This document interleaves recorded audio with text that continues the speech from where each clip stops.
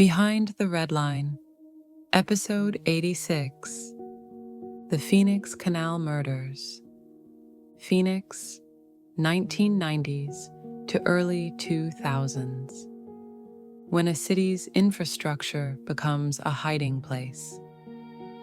In the desert, water is life. It's also where things disappear.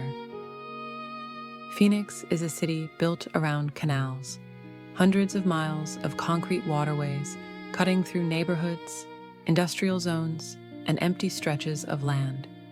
By day, they look utilitarian. By night, they become something else entirely. Unlit, unwatched, easy to access.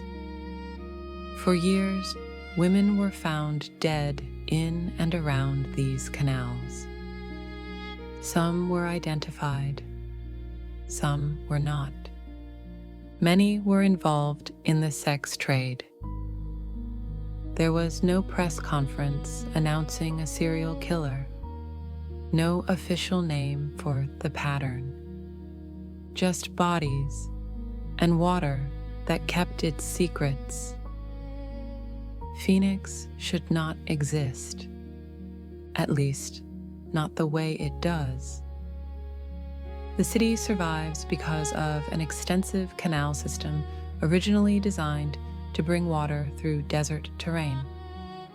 Over time, these canals multiplied, stretching through residential areas, behind shopping centers, along service roads, and into places where few people linger after dark. Canals in Phoenix are easily accessible on foot, poorly lit at night, rarely monitored, chemically harsh environments for evidence. They are not hidden. They are ignored. And ignored places are where violence learns to repeat itself. The women found in or near Phoenix's canals shared familiar vulnerabilities.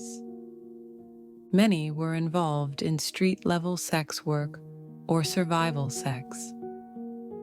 Some struggled with addiction. Some were unhoused or housing insecure. Some were last seen walking alone late at night. These were women who moved through the city without buffers. When they disappeared, it wasn't immediately obvious. Sex work already involves movement. Disappearance can look like relocation. Silence can look normal. This delay matters because when no one is looking right away, predators gain time. Bodies began appearing sporadically. A woman pulled from a canal. Another found near a canal bank. Another discovered downstream. Some deaths were initially treated as accidental drownings. Others were ruled undetermined. Water complicates everything. It degrades DNA. It removes trace evidence. It muddies timelines. In the desert, water doesn't just erase, it confuses. And confusion is where patterns dissolve. Not every canal death is a murder. Phoenix officials emphasized this repeatedly. But advocates and community members noticed something unsettling. Too many women, too many with similar backgrounds, too many found in similar locations. Some victims showed signs inconsistent with accidental drowning. Some were found where falling in would have been difficult. Some had injuries suggesting violence before death. Still, cases remained isolated on paper. because acknowledging a pattern would mean acknowledging that the city itself was providing a method. The canal system offered something rare to anyone seeking to dispose of a body: consistency. The same access points, the same darkness, the same lack of witnesses. Service roads run parallel to many canals. Vehicles can stop briefly without drawing attention. Bodies can be moved quickly and anonymously.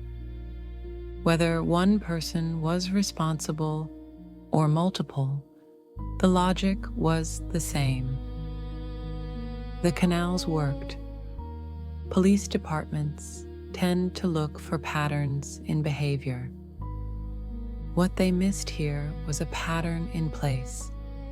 Different victims, different timelines, different circumstances, but the same infrastructure. Sex workers' deaths were often framed through personal risk rather than targeted violence. Canal deaths were framed as accidents unless proven otherwise. This placed the burden of proof on the dead, and the dead cannot advocate for themselves. There is no confirmed Phoenix Canal killer, and that may be the most important detail, because this case may not belong to one person. It may belong to multiple offenders using the same dumping logic.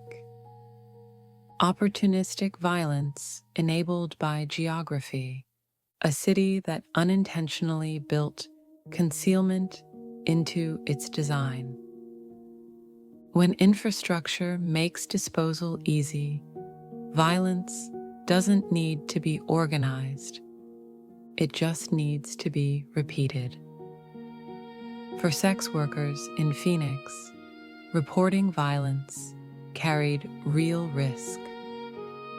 Arrest, harassment, loss of income. This meant assaults went unreported. Threats went undocumented. Predators went unnamed. By the time a body appeared, the story had already been framed as inevitable, not preventable, not urgent, just another canal death, without a task force, without a named investigation, without sustained media attention. The Phoenix Canal Murders faded into background noise. Some cases remain open. Some were closed quietly. Some victims remain unidentified. The canals are still there, unchanged. Phoenix did not create a serial killer. It created a system where killing could hide. The canal system was built to move water, but it also moved bodies, and with them, responsibility. Behind the Red Line exists to name what never got a press conference. This wasn't just about who did it. It was about where it was allowed to happen. And until cities reckon with the places they ignore, those places will keep collecting the dead.